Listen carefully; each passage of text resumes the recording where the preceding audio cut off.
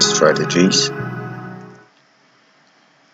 Et je pense que la plupart d'entre vous, bon, pour ceux qui ne sont pas nouveaux, vous avez déjà quand même eu à entendre parler des Trendline Strategies, des Trendline en général. Comment on utilise ça pour trader et consorts. Mais sauf que aujourd'hui, nous allons effectivement voir d'abord la définition. Bon, pour ceux qui ne connaissent pas, la définition d'une trendline, c'est tout simplement une ligne imaginaire tracée de manière diagonale, reliant 2 à 3 points d'un graphique de manière à ce qu'elle dessine une certaine tendance. C'est en fait ça, une trendline. Mais sauf que dans notre cas, nous allons d'abord apprendre effectivement ces bases-ci, parce que nous allons vraiment utiliser cela. Nous allons utiliser cela dans notre manière d'analyser. Comme les deux premiers chapitres précédents, je vous ai amené à voir effectivement que il y a certaines choses qui sont plus importantes que d'autres. Et je vous ai dit, pour ceux qui ont la mémoire fraîche, que les grandes institutions qui contrôlent les marchés, dont les market makers, et qui contrôlent les marchés, en fait, pardon, ils utilisent les méthodes, ces méthodes faciles là, pour pouvoir facilement dompter les traders néophytes. Donc, ils utilisent effectivement cette trendline-ci que tout le monde enseigne aux gens pour effectivement prendre l'argent de ces nouveaux traders qui viennent à peine de savoir ce que c'est que le trading et ils sont excités tellement par le trading. Donc, nous allons commencer par qu'est-ce qu'un uptrend? Un uptrend, c'est simplement une tendance haussière. Une tendance haussière, c'est-à-dire les marchés évoluent de manière à aller plus de bas en fait. Bon, je pense que vous voyez un peu de quoi je veux parler. Mais par exemple, quand on parle de tendance de uptrend, c'est-à-dire que les marchés, tant pour moi, les marchés évoluent régulièrement ou graduellement. C'est-à-dire le prix des marchés évolue graduellement, bien petit à petit vers la hausse. Ça veut dire qu'il y a plus d'achats que de ventes. En théorie, ou bien de manière basique et simplifiée, ça fait comme ça qu'on peut voir en fait qu'est-ce qu'un trend, un uptrend, autant pour moi. Donc, je vais vous donner un petit exemple là. Par exemple, le fait que ces flèches-là montent comme c'est en train de monter, en fait, de manière à créer des higher highs et des higher lows, en fait, ça crée une tendance haussière. Donc ça, on va appeler ça un uptrend. Parce qu'il y a plus de higher highs, il y a les higher highs et il y a les higher lows. Bon, les higher highs, c'est ça. Donc, le plus un graphique monte et le prochain graphique vient dépasser le dernier point à la hausse. En fait, ça est en train de créer une tendance haussière. Donc, on appelle donc ça des higher highs. Donc, ça, c'est un higher high, un higher high, un higher high, un higher high. Là, c'est pas un higher high parce que là, c'est plutôt un higher low. Parce que là, ça n'a pas dépassé effectivement ça. Et ça crée des higher lows effectivement. Higher low, higher low, higher low, higher low. Donc ça, c'est théoriquement ce qu'on appelle un uptrend. Et maintenant, ce qu'on enseigne donc maintenant à ceux qui pratiquent la stratégie des trendlines, effectivement, c'est qu'on trace effectivement une trendline comme cela. Donc en fait, ça, c'est une trendline. Une trendline. Tout qu'on vient de définir là. Genre, la trendline, en fait, c'est ça qui relie plusieurs points. Plusieurs points. Par exemple, là, le premier point est touché, deuxième point, ensuite troisième point. Et sur les stratégies de trendline, ce qu'on enseigne la plupart du temps, ou bien ce qu'on enseigne toujours, c'est justement que une fois que le graphique est monté et c'est descendu, ça arrive à ce niveau, il faut acheter à ce niveau. Ça veut dire quoi? Ça veut dire que le fait que si par exemple vous n'avez pas pris des achats à ce niveau, c'est effectivement là que vous allez prendre un achat. Donc, comme c'est arrivé là, c'est en fait là, à ce niveau que vous serez en train de vous focaliser pour prendre un achat. Parce qu'effectivement, ça vient de taper la trendline. C'est en fait ça qu'on appelle une stratégie de trendline. Donc, à ce niveau, tous les traders vont vouloir prendre un buy entry à ce niveau. Et ce qu'on enseigne sur la trendline strategy, c'est une fois que tu prends ton achat à ce niveau, effectivement ton stop loss est à ce niveau. Ton stop loss est à ce niveau. Donc, c'est au niveau ou bien au higher low précédent, si on peut dire ça comme ça. Au higher low précédent. Donc, comme je disais tantôt, là, ce sont les higher highs. Et là, ce sont les higher lows. Donc, généralement, ce qu'on va enseigner sur la trendline stratégie, c'est en fait que chaque fois que le graphique va revenir toucher une trendline lambda que vous aurez tracée, là c'est dans le cas d'un uptrend, vous devez effectivement entrer à ce niveau, mettre votre stop loss là, et la plupart du temps votre take profit sera le prochain higher high, ou bien le higher high précédent, si on peut dire ça comme ça. Donc en fait, en gros, ça c'est la trendline strategy. Et il faudra très bien maîtriser en fait ça, mais pas vraiment s'attarder à ça, mais connaître effectivement comment cette trader néophyte là fonctionne pour pouvoir mieux anticiper sur les marchés, pour pouvoir mieux comprendre les market makers. Parce que les market makers, eux, certaines fois, ils regardent ça, ou bien ils génèrent de la liquidité dans le marché, de telle sorte qu'ils savent que les traders néophytes là vont tracer leur trendline comme cela et attendre des buy entries et consorts et consorts. Je pense que la dernière fois, on a vu un exemple assez palpable, assez vrai, pour pouvoir effectivement voir que les market makers, en fait, ils génèrent ou bien ils pompent en fait ce style de graphique, ou bien ils créent ce style de graphique, n'est-ce pas, pour permettre en fait aux gens de pouvoir réfléchir comme ça et prendre leur argent bien après. S'il vous plaît, est-ce que vous pouvez éteindre vos micros? Ok, merci. Donc, comme je disais, c'est en fait ce style de graphique que les market makers génèrent pour pouvoir enfin dompter les traders néophytes. Donc, en gros, ça, c'est en fait un uptrend en se focalisant ou bien se basant sur la trendline strategy. Donc, maintenant, nous allons voir la downtrend et une downtrend. Qu'est-ce que c'est? En principe, downtrend, en fait, c'est en anglais. Mais le thème francophone, ou bien le thème en français, c'est tendance baissière. On appelle downtrend tendance baissière. Donc, c'est une tendance baissière. C'est en fait ça qui c'est une réduction graduelle du prix d'une action ou bien de la marchandise dans le marché boursier. Donc, c'est inversement, en fait, c'est l'inverse carrément du uptrend. Donc, le fait que les graphiques évoluent de manière baissière, c'est en fait ça qu'on appelle un downtrend. Et comme exemple, je vais prendre le même exemple, le fait que ça crée des higher highs, des lower lows. Donc, dans le cas du downtrend, on a plutôt les lower lows. Donc, il faut prendre note de ça. On a les lower lows et les higher lows. Et dans une trendline strategy, c'est comme ça qu'on va tracer les trendlines pour pouvoir anticiper effectivement les ventes. Pour pouvoir anticiper les ventes. Donc, ça, voici un low à low. Là, un low à low. Là, on peut dire un low à low aussi, mais en théorie, si on veut être très, très rigoureux, on dira que bon, ça c'est plutôt un high à low. Ça aussi, c'est un high à low et ça, c'est un low à low, effectivement. Et ici, nous avons les lower highs, lower highs, lower highs, lower highs, lower highs. Ça, c'est pour une tendance baissière. Donc, ça sont les termes qu'il faudra prendre note. Il faudra vraiment prendre note de ces termes-là. Donc, les traders néophytes, comment est-ce qu'ils vont regarder le marché, ou bien comment est-ce que vous devez donc voir que les traders néophytes regardent le marché. Quand ils voient un tel graphique, leur réflexe c'est de faire quoi?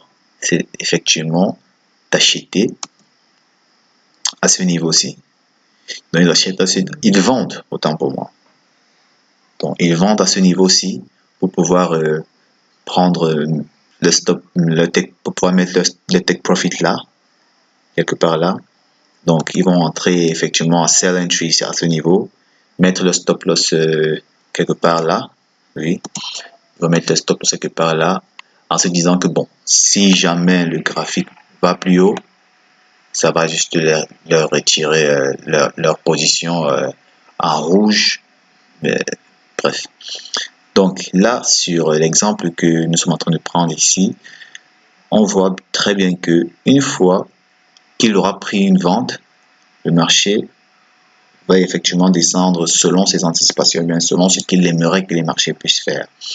Et cette façon de voir les choses, vu que le downtrend fait des lower lows et les lower highs, il va facilement se dire que bon, là nous sommes sur une tendance baissière. Et c'est aussi comme ça qu'il faudra que vous puissiez savoir que la plupart des traders regardent le marché. C'est très important.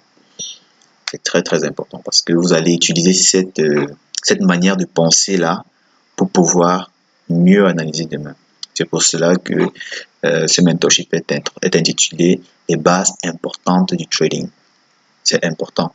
C'est vrai que la plupart des formateurs dehors forment sur les trendline strategies, mais ils ne forment pas sur comment utiliser cette trendline strategies là pour réfléchir comme les market makers.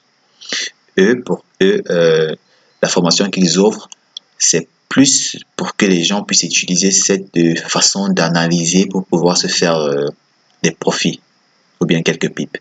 Donc, ce qu'ils enseignent, c'est une fois que ça va taper la trendline baissière, vous prenez votre vente à ce niveau, stop loss là et take profit là. Et effectivement, c'est comme ça qu'ils vont enseigner. Donc, vous, comment est-ce que vous devez regarder les marchés?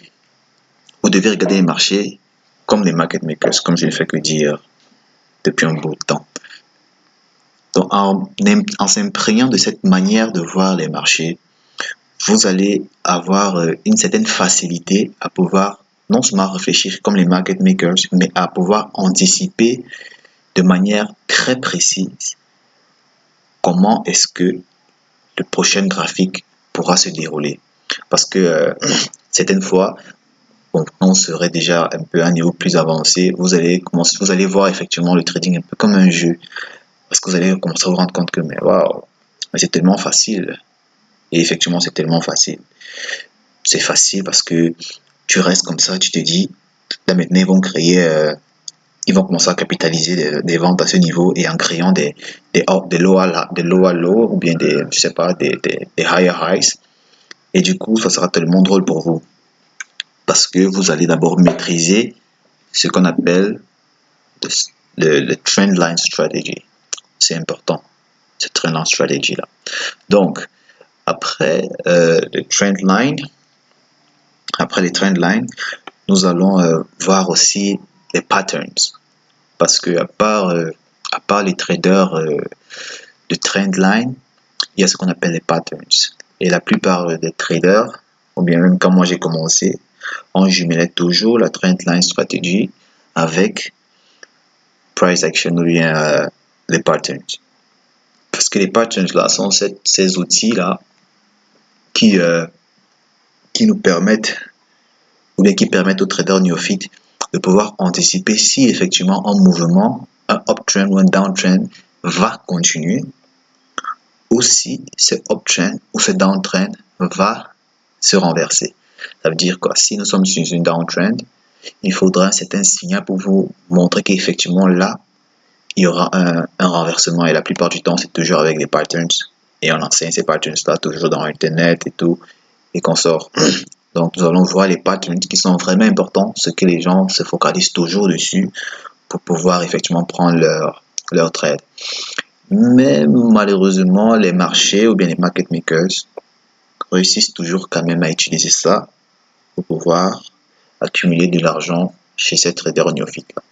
Donc, il faudra aussi que vous maîtrisiez ces différents patterns importants là. Bien. Nous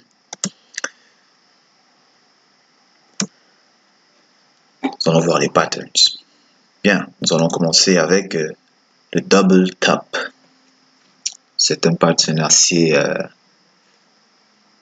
fréquent dans les marchés et les double tops sont même créés en milieu de tendance, mais c'est important de savoir en fait ce que c'est qu'un double top. Ça va vous aider. Bien, voilà à quoi ressemble le double top. Le double top. Et tout simplement, un double top, c'est un modèle de retournement technique extrêmement baissière. C'est pour ça que vous voyez là, on peut dire cette petite PNG qui montre effectivement un bear qui veut dire mouvement baissier ou bien une tendance baissière. Donc, c'est un modèle de retournement technique extrêmement baissière qui se forme après qu'un actif ait atteint un prix élevé 2 fois de suite, un peu comme vous voyez là. Donc ça atteint première fois, c'est venu là, et deuxième fois. Donc c'est monté, descendu, remonté et redescendu. Donc une fois que vous voyez ce style de graphique, ou bien ce pattern, je dirais ce pattern, ça veut dire que là, en fait, c'est un double top qui vient de se créer. Et généralement, c'est un retournement du marché extrêmement baissier. Et la plupart du temps, la plupart des traders, ils utilisent ce pattern pour pouvoir anticiper que bon, le uptrend est terminé. Il y a le double top qui est plus fréquent que le triple top. Mais nous n'allons pas parler du triple top dans ce cours. Nous allons plus nous focaliser sur ce qui est beaucoup utilisé et là où les marchés vraiment jouent dans la psychologie des différents traders. Donc là, nous avons le double top et bien évidemment son contraire aussi. Parce que le contraire du double top, c'est le double bottom. Et c'est aussi à ça que ça ressemble le double bottom. Donc on peut dire que c'est l'inverse en fait de ça. Dans le double top, en fait, ça a une forme de M. Et le double bottom, c'est une forme de W. Et pour préciser aussi, sur le double top, la plupart des traders, pour que ça puisse être confirmé en fait que le uptrend est annulé, il faudrait que cette barre orange là puisse être effectivement dépassée. Ça doit être traversé ou bien violé en allant vers le bas. Là, ils savent que vraiment le pattern est vraiment complet. Donc là, la tendance haussière est terminée et là, nous sommes vraiment dans une tendance baissière. Et c'est pareil aussi pour le double bottom à ce niveau. Donc une fois que cette ligne est traversée, on peut dire que vu que quand par exemple on revient sur le double top là, ça on peut dire que c'est bon, quel terme est-ce qu'on peut donner à cet endroit? On peut dire le menton du M. Appelons ça le menton du M. Une fois que le menton du M est violé en allant vers le bas, là on sait que là le mouvement est a véritablement changé. C'est pareil pour le double bottom.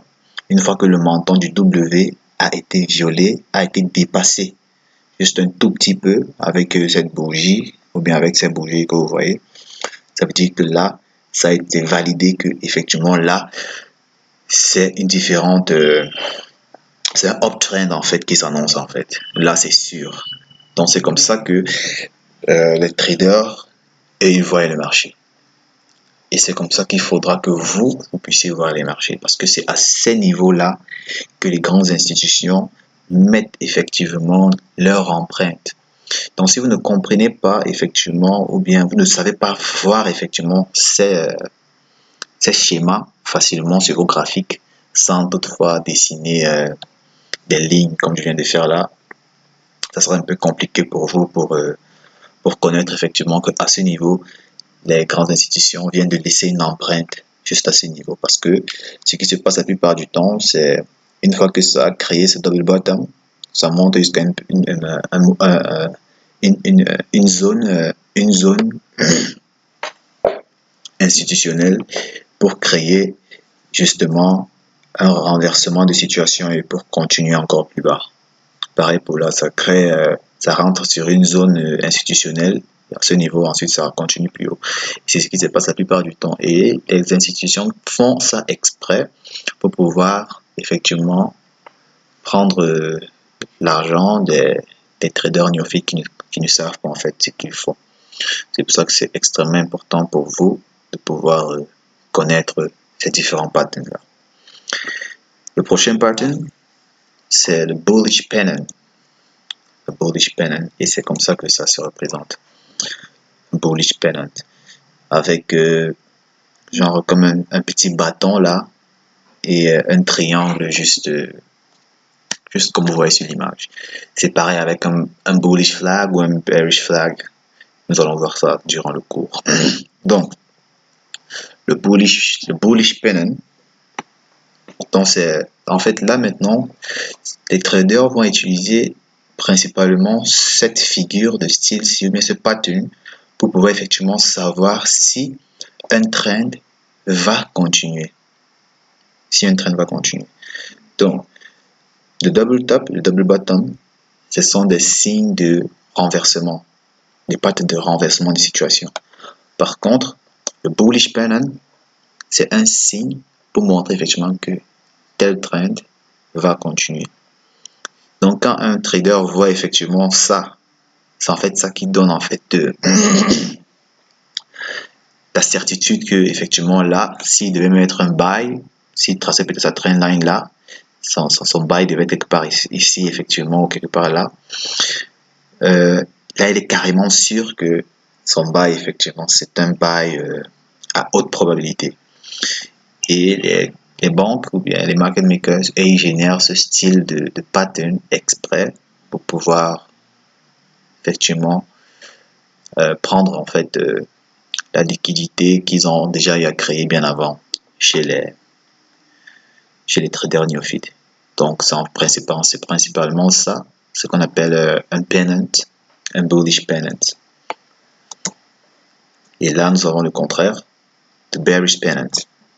Le bearish pennant qui est directement l'inverse. Et vous allez vous rendre compte que sur tous ces graphiques-là, ce graphique est carrément différent de ce graphique. Il faudra vraiment vous exercer pour pouvoir voir ces choses-là sans toutefois dessiner ça. Sans toutefois dessiner ces lignes-là.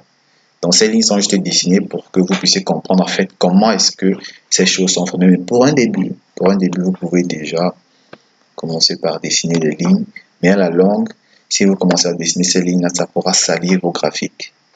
Donc, il faudra vous exercer. Bon, le moment venu, quand nous allons entrer effectivement dans la pratique sur comment utiliser effectivement ces différents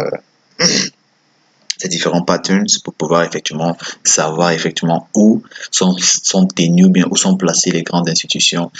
Je pense que vous allez vous exercer mieux. Mais je peux vous encourager déjà à commencer à vous exercer, vous qui avez déjà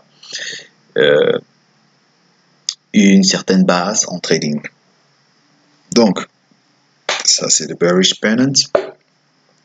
Et après le bearish pennant, nous avons l'une des figures ou bien l'un des patterns les plus importants. Bon, je peux dire le plus important, mais je préférerais dire le plus utilisé ou bien le pattern que les traders font le plus confiance. Moi, par exemple, quand j'avais eu à apprendre effectivement ces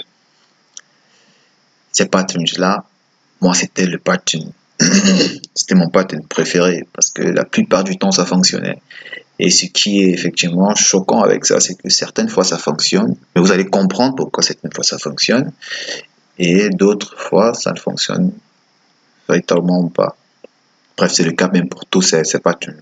Certaines fois, ça fonctionne, d'autres temps, ça ne fonctionne pas. Mais ce qui est bien avec ça, c'est que vous saurez effectivement quand ça va fonctionner et quand ça ne va pas fonctionner. Parce qu'une fois que vous allez voir ce style de pattern et vous allez voir que par exemple précédemment, ce qui précède le pattern, c'est une zone institutionnelle, là vous saurez que bon, là, ce n'est pas forcément une continuation, ou là, ce n'est pas forcément un renversement. Donc c'est en fait ça qui est très très bien quand on connaît effectivement où se trouvent les institutions dans les graphiques. Donc nous avons là ce qu'on appelle l'épaule, tête-épaule. En anglais on appelle head and shoulder. Head and shoulder. Et l'épaule, tête-épaule, c'est une figure un peu comme vous pouvez voir ça là. Donc pendant que le graphique est en train de monter de manière erratique, ça crée un premier higher high. Ensuite le higher high là crée un higher low. Et ce higher low là crée un higher high qui créera un higher low et un lower high. Bon, je pense que je viens d'expliquer en fait les higher highs, les lower lows, qu'on a parlé brièvement des trendline strategies.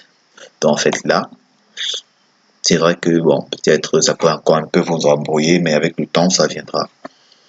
Donc là, comme vous pouvez voir sur le schéma, on a genre un épaule, on a la tête et l'épaule. Bon, pourquoi on appelle ça épaule, tête, épaule? Justement parce que en fait ce qui est au milieu là est un peu plus volumineux, si on peut dire ça comme ça. Donc du coup ça crée vraiment une sensation d'épaule et deux épaules et une tête. Donc je pense que c'est pour ça que les traders avant moi ont dû appeler ça épaule, tête, épaule pour une meilleure compréhension. Donc jusqu'ici c'est aussi comme ça que moi j'ai connu cette figure ou bien ce pattern. J'ai toujours appelé ça comme ça. Donc ça n'a pas vraiment un nom, je dirais peut-être économique, mais bah, on va juste faire avec. Bien, sur l'épaule, tête-épaule, ça c'est une figure qui se déroule ou bien qui arrive la plupart du temps lorsque le cours d'une action est atteint au sommet. C'est-à-dire quand une action ou bien un trade ou bien un graphique est vraiment à l'optimum de ses prix pour créer un signal de renversement. C'est en fait l'épaule tête-épaule qui se crée. Et comme vous pouvez voir là, quand la plupart des traders trade ce pattern, ce qu'ils font c'est en fait une fois que la première épaule est formée, la tête est formée, la deuxième épaule est formée, effectivement ils vont tracer genre une ligne juste là qui relie les deux épaules, donc qui relie les deux higher lows, et une fois que l'épaule, la dernière épaule vient traverser le lower low, effectivement ça confirme en fait que le pattern a été confirmé et là c'est une vente qui veut commencer. C'est pour cela que vous pouvez voir là le PNG là qui est un extremely bearish signal. Donc en fait c'est ça qu'on appelle épaule, tête-épaule. Et bien évidemment il y a l'inverse de l'épaule, tête-épaule, donc the inverted head and shoulder. Et ça se présente juste de manière, c'est juste en l'envers en fait. Donc là, c'est la même explication, sauf que c'est juste le contraire. Donc ça va toujours créer un épaule inversée, une tête inversée, l'autre épaule, et à ce niveau, on va relier les deux épaules, parce que dès que la dernière épaule qui a été créée traverse effectivement cette ligne, ça implique directement que là, bah, un bullish move est en train de vouloir commencer dans un strongly bullish scenario. Donc en fait, c'est ça qui se passe là en fait. Donc ça c'est simple que ça. Donc ça, ce sont des signes ou bien des signaux de renversement de situation. Donc nous avons premièrement le double bottom, le double top, et enfin nous avons le head and shoulder et le inverted head and shoulder. Donc voilà vraiment les signaux de renversement qu'il faudra vraiment mettre dans votre tête et être capable de distinguer ça partout sur vos graphiques. Partout sur vos graphiques. Bien, après le Head and Shoulder, nous avons encore un autre pattern qui est le Ascending Triangle. Ascending Triangle, c'est comme ça que ça se présente. Et tout comme le Bullish ou le Bearish Pennant, ça aussi c'est un pattern de continuation. Donc, quand vous voyez par exemple un ascending triangle, pour pouvoir effectivement savoir que c'est un ascending triangle, il faudra juste placer vos lignes de résistance, ou bien, je sais pas, bon, les lignes de résistance là, et une trend line qui fait en sorte que ça crée ce petit schéma de triangle, un petit schéma de triangle là pour effectivement voir effectivement que bah là ça va effectivement continuer un bullish movement, une fois que ça traverse la ligne de résistance. Ça veut dire que le bullish move a été confirmé. Ça veut dire qu'on peut toujours prendre plus d'achats et qu'on sort. Donc il faudra vraiment entraîner vos yeux à voir effectivement ces schémas parce que c'est très important. Il faut prendre note. Donc bien évidemment, nous avons l'inverse du ascending triangle qui est le descending triangle. Bon, en français, on appelle ça le triangle descendant, un truc comme ça. Triangle descendant. Donc c'est pareil, c'est le même principe. Il y a une ligne de support et la trend line qui effectivement montre une tendance baissière. Donc comme nous l'avons vu, ça tape là, on vend, ça tape là, on vend. Mais maintenant, comment savoir qu'effectivement ça va continuer? C'est uniquement si le ascending triangle, le descending, autant pour moi triangle, est violet ou bien la ligne de support est violée vers le bas. Alors là, ça veut dire que c'est un signe d'extremely bearish. Donc on peut toujours prendre plus de vente, plus de vente. Il faut bien noter tous ces patterns-là, tous ces schémas-là. Très important pour notre apprentissage. Et en fin de compte, le dernier, mais pas vraiment le dernier, mais moi je dirais le dernier des schémas les plus importants que moi j'utilise, on va appeler ça le bullish flag. Le bullish flag, et c'est constamment utilisé par les traders néophytes pour pouvoir anticiper des scénarios de continuation en trading ou bien dans des schémas erratiques. Donc du coup, le bullish flag, c'est ainsi que c'est présenté en fait. Donc une ligne, c'est un peu comme le bullish pennant, sauf que là c'est plus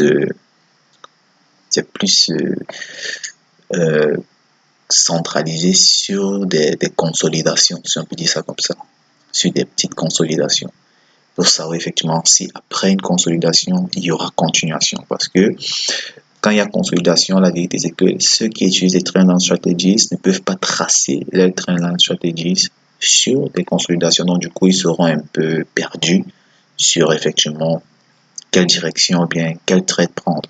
C'est pour ça qu'ils se rabattent tous vers des patterns quand les trendlines ne fonctionnent pas vraiment.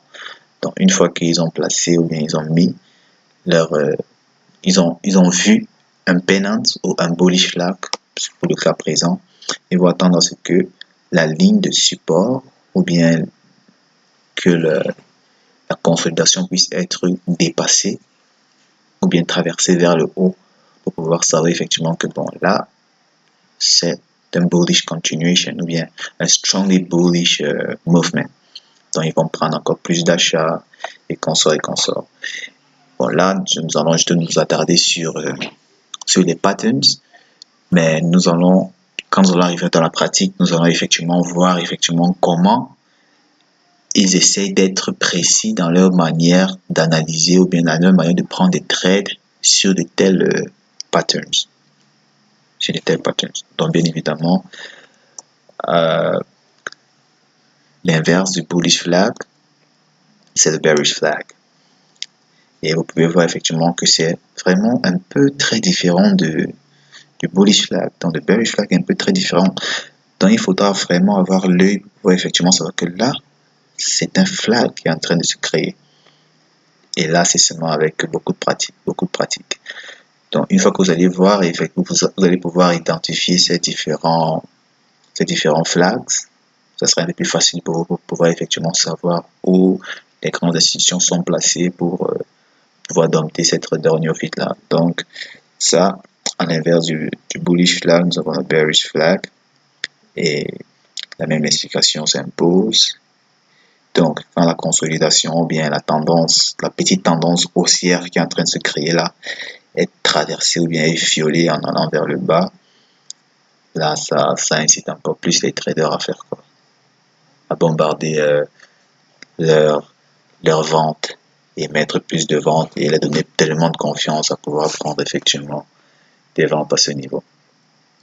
Donc, en gros, si on fait ça quand nous parlons des patterns.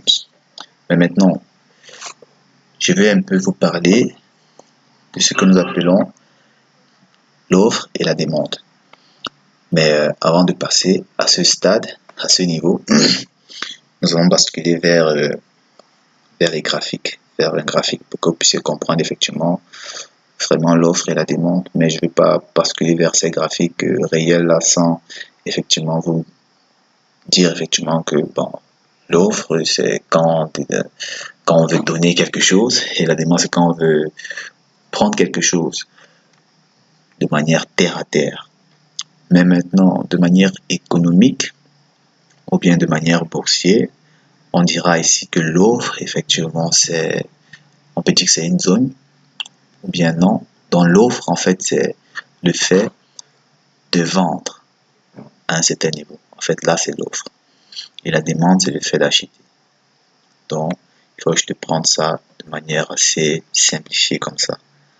Donc maintenant, nous allons partir voir dans les zones d'offre et les zones de demande. Et je ne vais pas terminer cette petite présentation sans vous dire que effectivement il n'y a pas de raccourci sur les marchés. Donc il faut vraiment bien vous appliquer et bien maîtriser tous les péripéties du trading pour pouvoir effectivement être des bons traders. Donc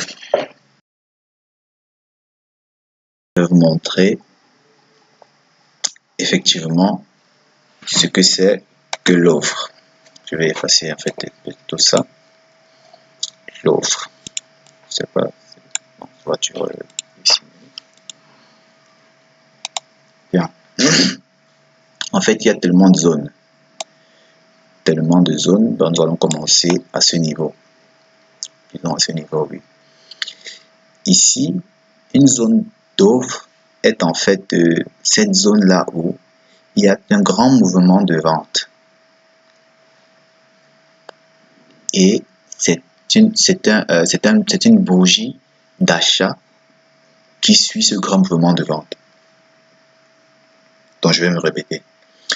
Une zone d'offre, c'est une zone où il y a une grande bougie de vente et une bougie d'achat qui la précède. Ça veut dire quoi? Si nous regardons en fait cette zone, on peut dire que bon, là c'est une zone d'offre. Parce que voilà une bougie d'achat, ensuite des bougies de vente qui précèdent. Ce sont des zones, c'est ce qu'on appelle une zone d'offre. Et inversement, une zone d'achat, c'est une zone où les bougies d'achat sont précédées des bougies de vente. Bon, ça c'est en fait de manière vraiment pratique, pas très théorique. J'ai préféré vous montrer ça sur les graphiques pour que vous puissiez effectivement comprendre de quoi il s'agit. Parce que si je définissais juste ça comme ça, ou bien je parlais juste de ça comme ça devait être peut-être un peu compliqué pour la compréhension. Donc, ici, je vais remettre ça. Donc ici, cette zone-ci, on va dire que c'est une zone de vente, d'achat, autant pour moi. Donc cette zone-ci, c'est une zone d'achat. Pourquoi? Parce que il y a un grand mouvement d'achat et ce qui précède ça, en fait, c'est un mouvement de vente. Donc là, ça devient un mouvement, une zone de demande. Pareillement pour cette zone-ci, ou bien on peut dire cette zone-là. Là, nous avons une zone de vente ou une zone d'offre, si on peut dire ça comme ça. Une zone d'offre, c'est cette zone-là où il y a un mouvement de vente qui est précédé des bougies d'achat ou bien d'un mouvement d'achat.